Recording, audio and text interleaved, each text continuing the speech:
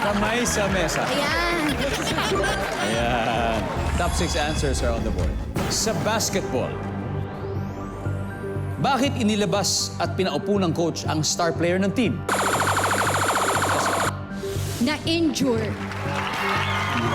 Jure! Nanonood ka ba ng basketball, Chesla? Yes po. Who's your favorite basketball player of all time? Stephen Curry. Curry. Sige, nandyan ba ang na-injure? Pwede. Ito si Vince na mahilig maglaro talaga ng basketball.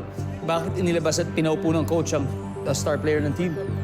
Siyempre, napagod. Napagod. At pag star player, hindi pwedeng pagod. Parang hanggang dulo. Yes! Nandyan ba yan? Napagod. Alright, pass or play, Vince? Siyempre, play. Let's do it. Come on. Kuya Bob, sa basketball, ba't inilabas at pinaupo ng coach ang star player ng team?